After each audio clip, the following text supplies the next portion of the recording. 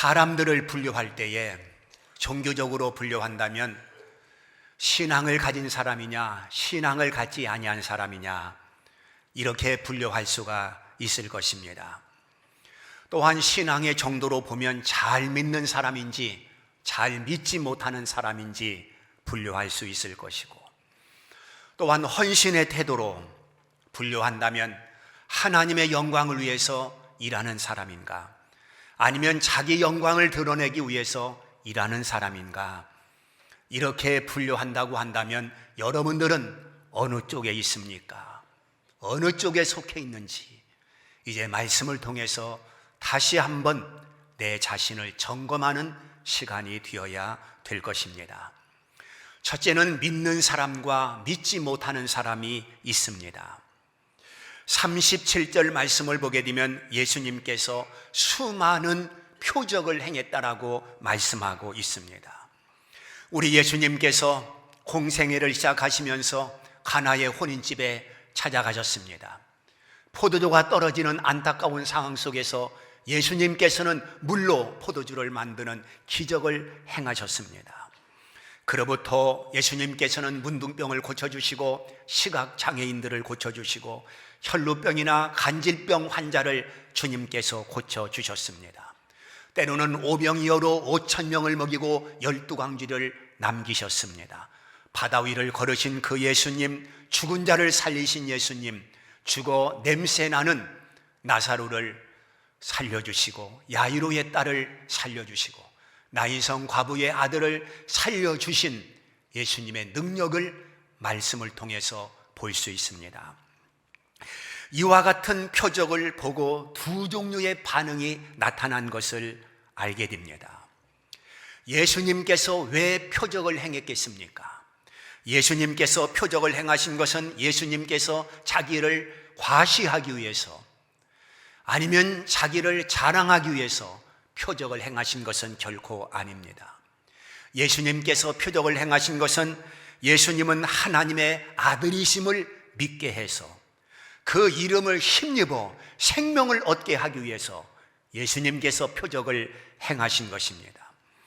그래서 그 표적을 보고 예수님은 정말로 하나님의 아들이시구나, 예수 그리스도 저분은 우리의 구세주가 되시는구나, 하나님께서 약속한 그 아들이 바로 예수님이구나, 이렇게 인정하고 그렇게 받아들인 사람이 있는가 하면, 그 수많은 표적을 보고도 예수 그리스도를 하나님의 아들로 인정하지 아니하고 그 예수를 구주로 믿지 못하는 사람들이 있었음을 오늘 말씀하고 있습니다. 그러면 그런 표적을 보면서도 예수를 믿지 못한 사람들은 왜 못 믿었겠습니까? 그것은 믿으려고 해도 믿어지지 않기 때문에 못 믿은 것입니다.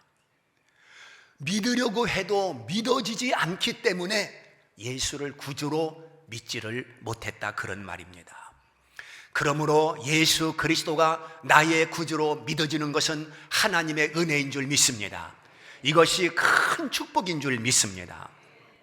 놀라운 사실은 그들이 믿지 못한 이유가 있습니다. 왜 믿지 못했느냐?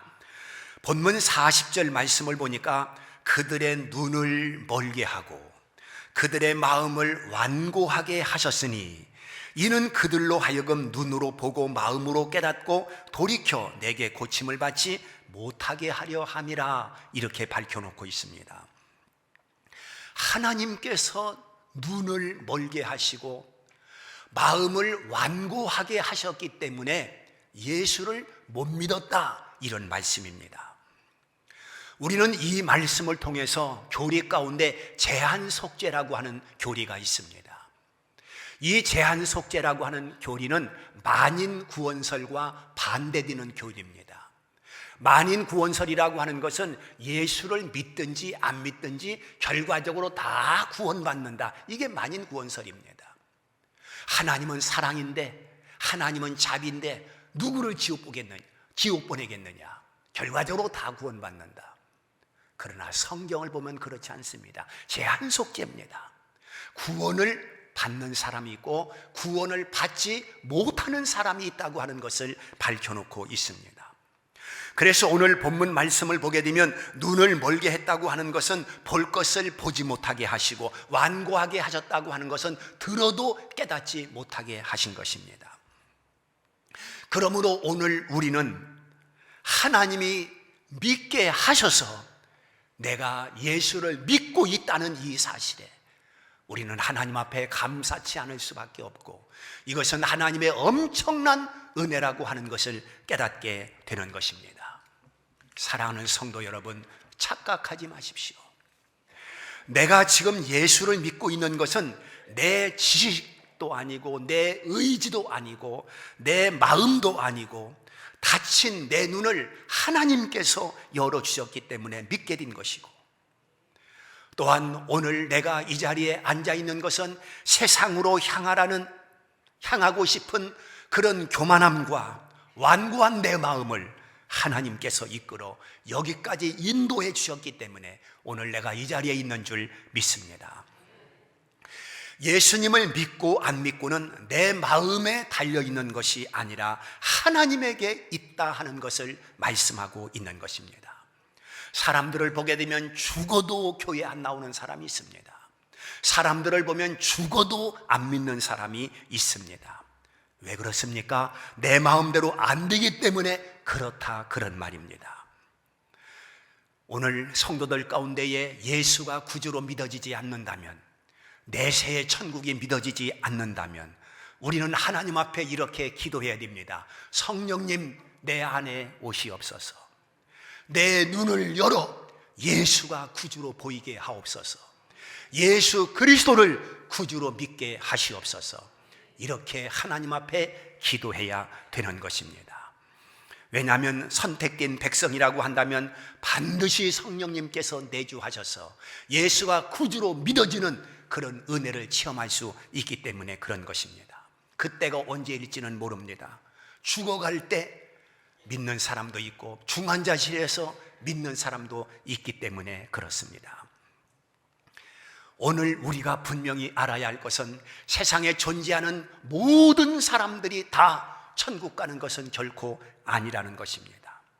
죽을 때까지 예수님을 구주로 믿지 못하고 천국에 들어가지 못하는 사람들이 한두 사람이 아니라고 하는 것을 알아야 됩니다.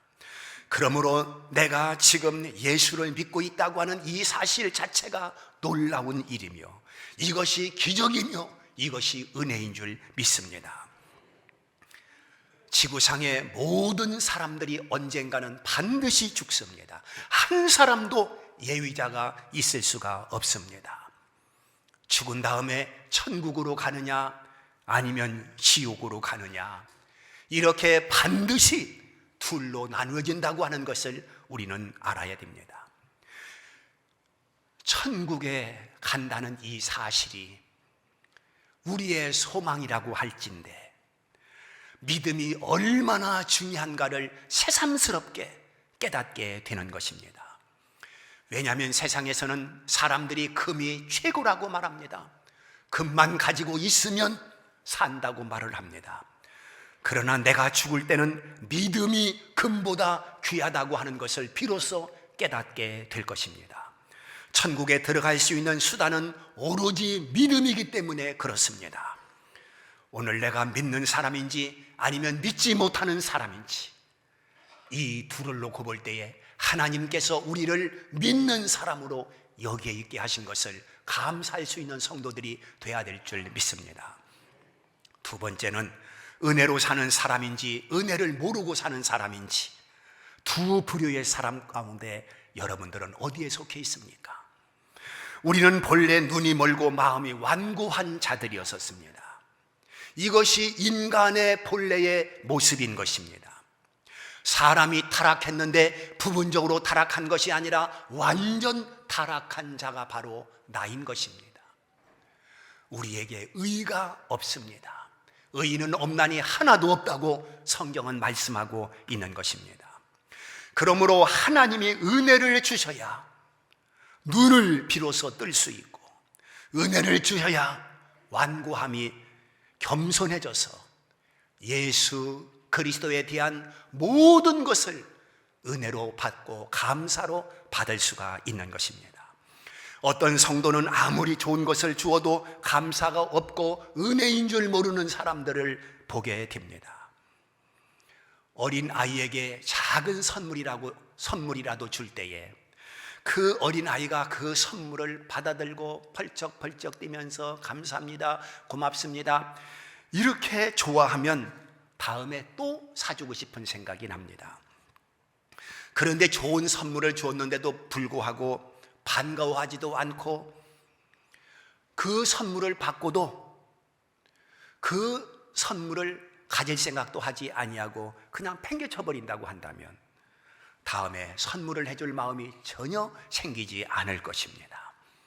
하나님과 우리의 관계도 다르지 않다고 하는 것을 알아야 됩니다. 하나님이 우리에게 주시는 것이 있다면 모든 것을 하나님은 우리에게 은혜로 주시는 분이십니다. 왜 그러냐면 하나님은 우리의 아버지가 되시기 때문에 그런 것입니다. 설령 내가 하나님 앞에 떡을 달라고 애원했는데 하나님께서 떡을 주지 않고 돌을 주셨습니다. 하나님 앞에 생선을 달라고 그렇게 요구를 했는데도 불구하고 하나님께서 생선을 주지 않고 뱀을 주셨습니다.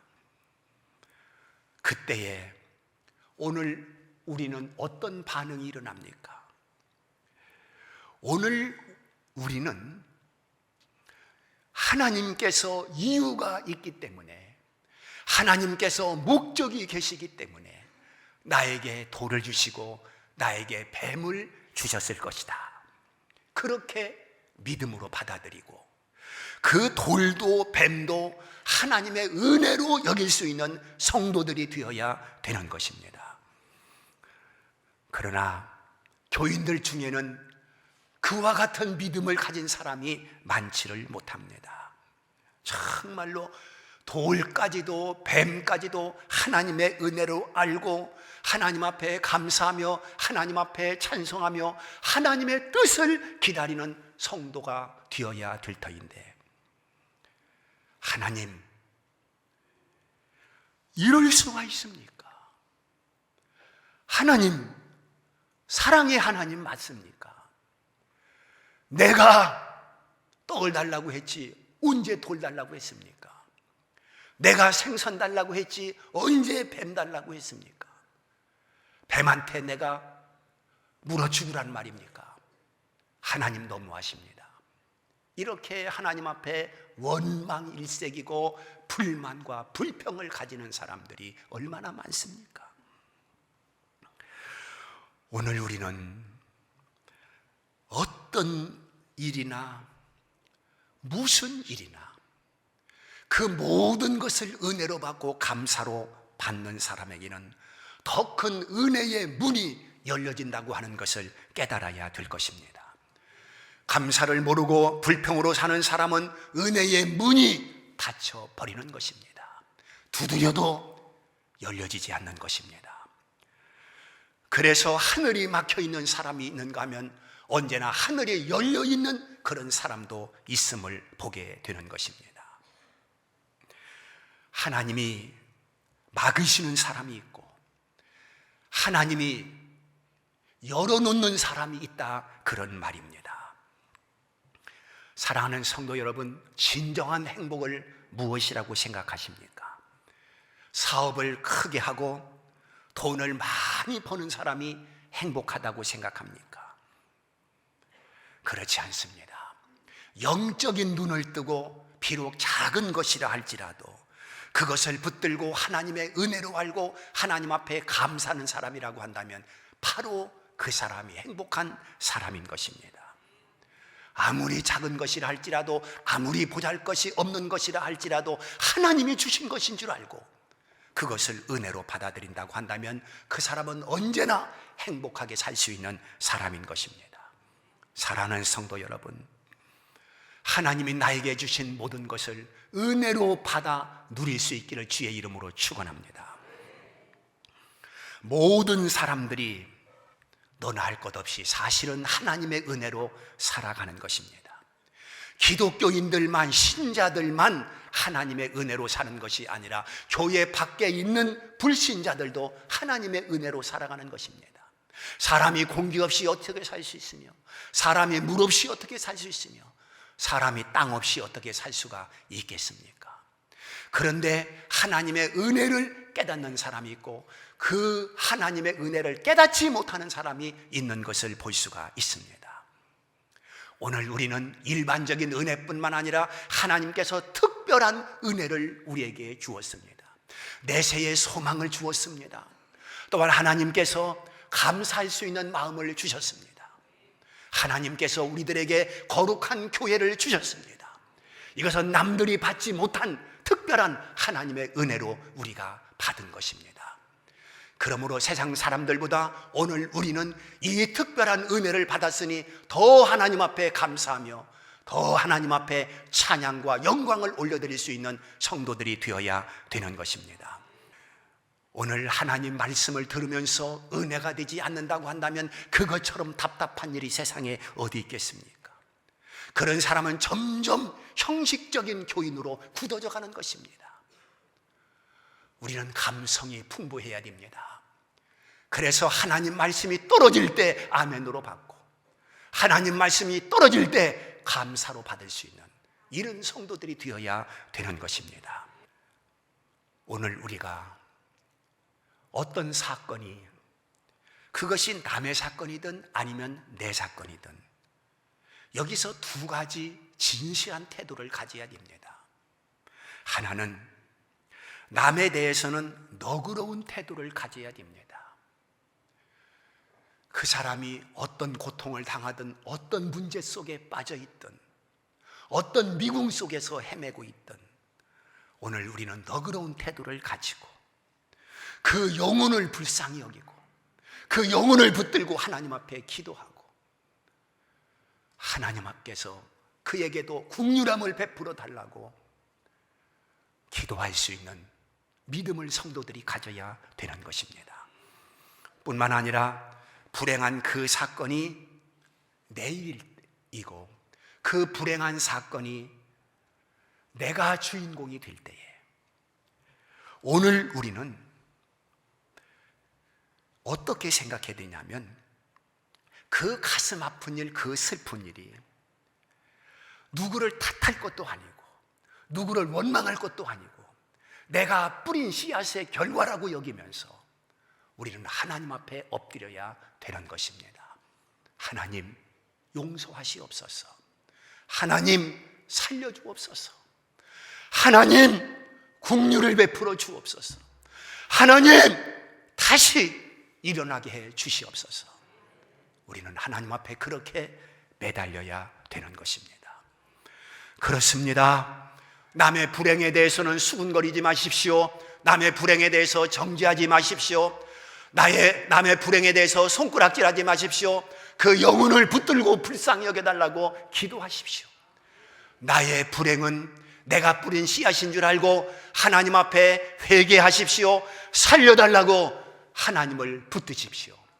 그것이 바로 사는 길이라고 하는 것을 우리에게 보여주고 있는 것입니다. 그렇게 하나님 앞에 매달리게 되면은 환경이 변하든지 내 자신이 변하든지 반드시 둘 중에 하나는 변화되는 놀라운 역사가 있을 것입니다. 하나님께서 나에게 손해를 보라 하면 손해 보십시오. 하나님께서 나에게 더 참아라 하시면 참으십시오.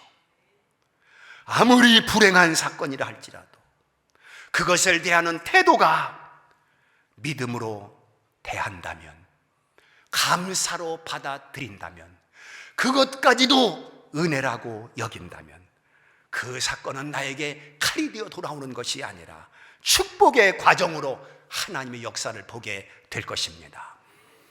사랑하는 성도 여러분, 은혜를 아는 사람입니까? 은혜를 모르는 사람입니까? 세 번째는 사람의 영광인가 하나님의 영광인가 하는 것을 43절에서 말씀하고 있습니다.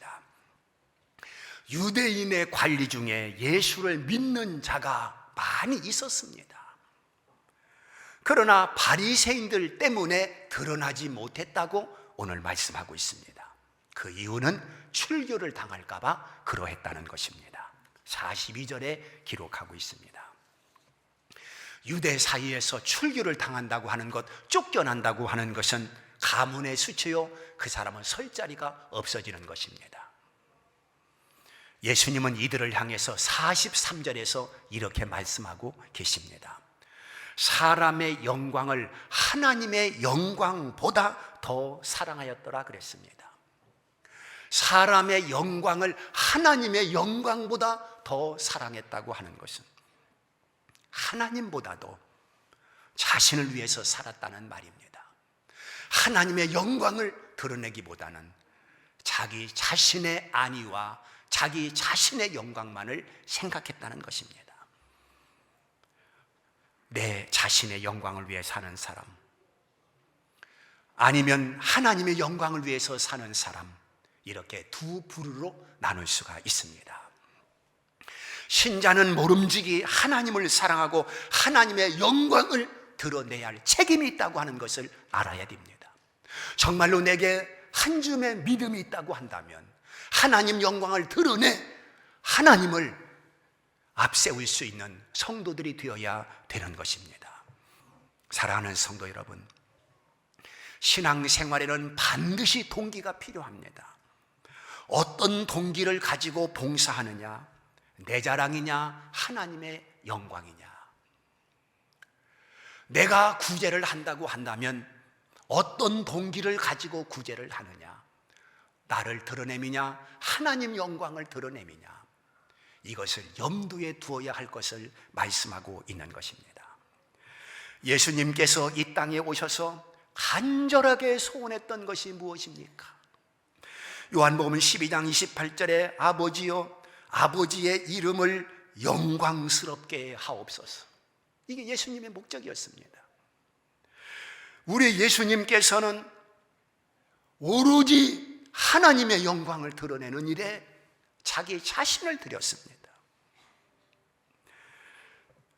예수의 삶의 동기가 바로 아버지를 영화롭게 하는 것이었던 것을 말씀하고 있는 것입니다. 내가 원하는 것이 아니라 내 원대로 마옵시고 아버지의 원대로 되기를 원하나이다. 이게 예수님의 기도였습니다. 예수님의 삶의 동기는 어디까지나 하나님의 영광을 드러내는 것이었기 때문에 누가 죽어야 하느냐? 예수님은 내가 죽겠다고 했습니다. 누가 가시관을 쓸 것이냐? 예수님은 당신이 쓰겠다고 했습니다. 누가 십자가에 달려 못 박히겠느냐? 예수님은 내가 하겠다고 했습니다. 이렇게 죽는 일에도 마다하지 아니하고 가시관을 쓰는 일에도 마다하지 아니하고 그것이 아버지의 영광이라고 한다면 주님은 그 길을 기쁘게 걸어가신 것입니다. 그렇다고 한다면 우리는 어느 쪽에 있습니까? 정말로 하나님 영광을 드러내는 그 자리에 있습니까? 아니면 내 영광을 드러내는 그 자리에 있습니까? 우리의 자리가 지금 어디에 있습니까? 자신을 한번 살펴보시기를 바랍니다. 예수님의 삶의 동기처럼 우리도 하나님의 영광을 드러낼 수 있기를 주의 이름으로 축원합니다.